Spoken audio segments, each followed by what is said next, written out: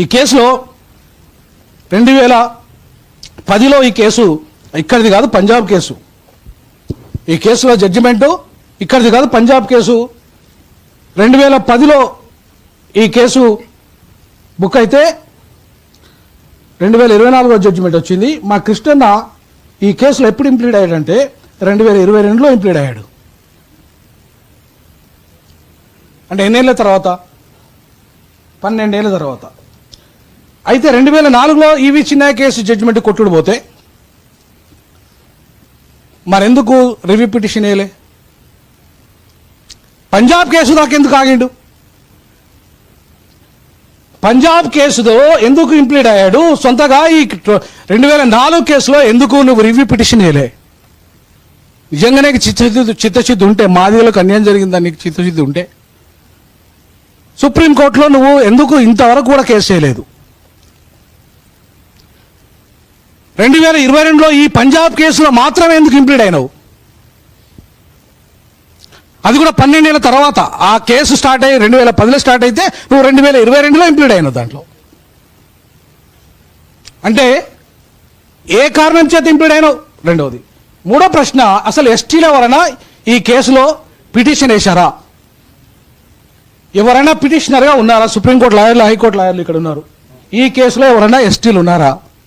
మరి లేనప్పుడు ఎస్టీలను కూడా ఇంక్లూడ్ చేస్తే ఎందుకు జడ్జిమెంట్ ఇచ్చినావు? దీని కాన్స్పరసీ ఏంది అంటున్నా నేను. What is the conspiracy behind it?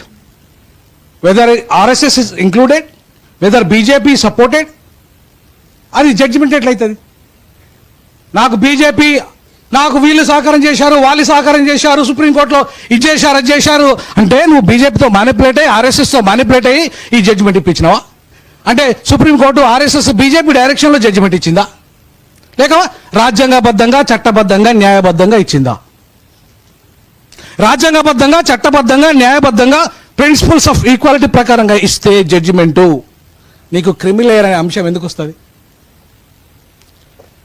మీరు ఇప్పటిదాకా క్రిమిలేయర్ ఓన్లీ డైరెక్షన్ అన్నారు కదా సార్ ఇప్పటిదాకా ఆర్గ్యుమెంట్లు అన్నాడు కదా, అది direction ఎట్లయితుంది? Majority 4 members.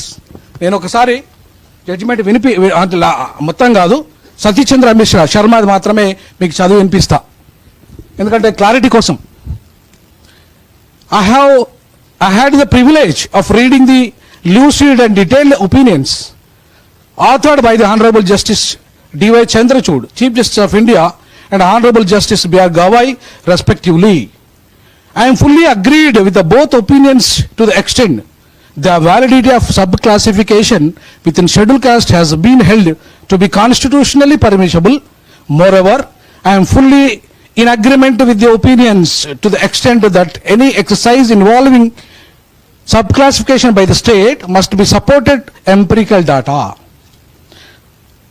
That ought underscore the more disadvantaged status of subgroup to which preferential treatment is sought to be provided vis-a-vis the constitutional caste as a whole. అని చెప్తూ ఇంకొక 2 లైన్లు ఉన్నది, 2-3 లైన్లు మీకు ఇచ్చిన బుక్ లాస్ట్ పేజ్లో ఉందండి, సతీష్ చంద్ర శర్మ గారి ఒక judgement. However on the question of applicability of the creamy layer principle, ఈ పాయింట్ చాలా very important my friends. However, the question of applicability of the creamy-layer principle to scheduled caste and scheduled tribes, I find myself in agreement with the view expressed by the Justice Gawai. For the full realization, wording chudandi, wording sir, PLV sahab, just to listen here. I find myself in agreement with the view expressed by Justice Gawai for the full realization of substantive equality. What do you mean by the substantive equality? What do you mean by the substantive equality? Substantive equality ante in total 80% ఎవరైతే వెనుకబడ్డారో ఎకనామికల్గా, సోషల్గా, పొలిటికల్గా,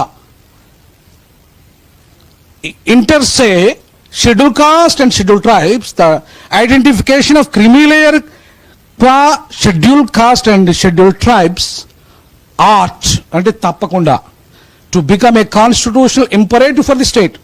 ఇది తప్పకుండా అనుసరించాల్సిన విధానము స్టేటు తప్పకుండా అనుసరించాల్సిన criteria creamy layer. ఇది judgement.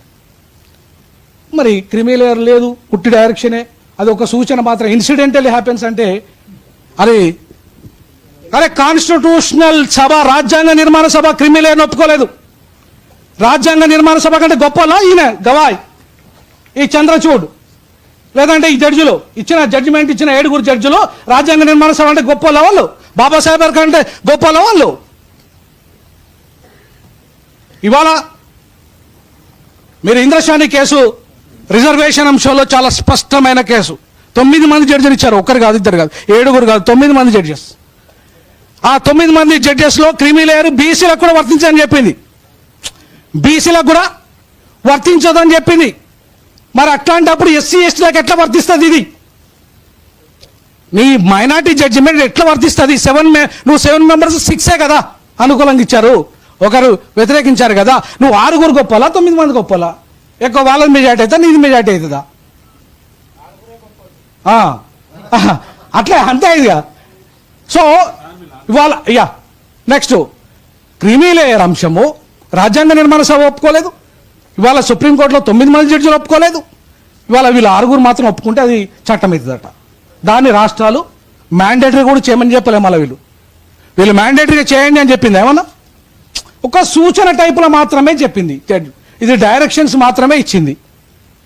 అరే ఐలే సార్ ఒక మంచి ప్రశ్న వేశాడు, అద్భుతమైన ప్రశ్న, నేను దాన్ని అభినందిస్తున్నా. ఏంటది? మరి సెంట్రల్లో సంగతి ఏంది, యూపీఎస్సీ సంగతి ఏంది?